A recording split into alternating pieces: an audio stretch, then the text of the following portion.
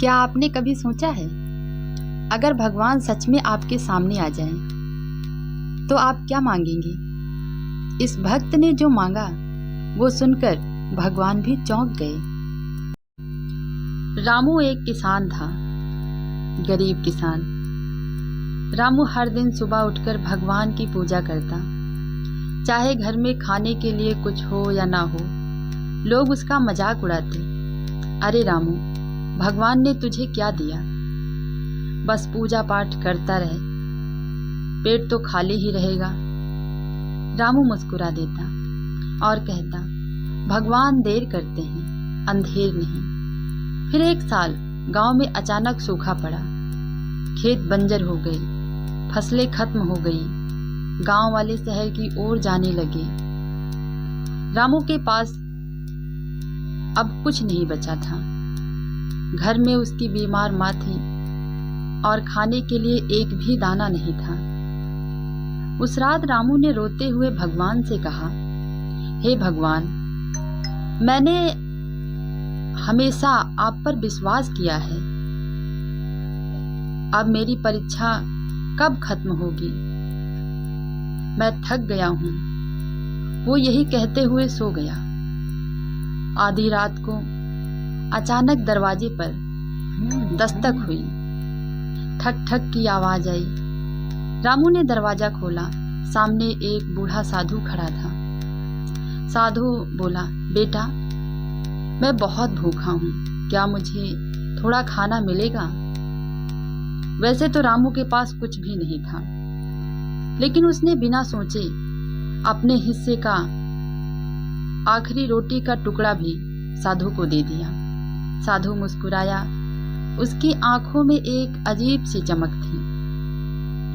साधु ने कहा, रामू, मैं तुमसे कुछ मांगूं तो तुम मुझे दोगे? रामू थोड़ा घबराया, क्योंकि उसके पास कुछ नहीं था। उसके पास सबसे प्यारी चीज उसकी बीमार माँ थी। उसका दिल जोर जोर से धड़कने लगा। सामने खड़ा साधु बार बार वही सवाल पूछता, अगर मैं तुमसे तुम्हारी सबसे प्यारी चीज मांगूं तो क्या तुम मुझे दोगे? रामू की आंखों के सामने उसकी बीमार माँ का चेहरा आ गया। वो सोचने लगा, मैं भगवान का भक्त हूं, लेकिन क्या मैं अपनी माँ को छोड़ सकता हूं? उसके आंखों में आंसू बहने लगे।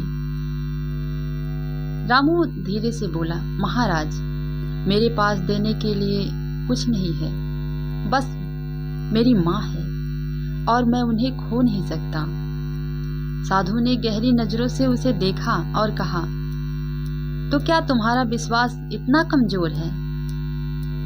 ये सुनकर रामू अंदर से टूट गया। उसे लगा जैसे भगवान खुद उससे नाराज हो गए हैं।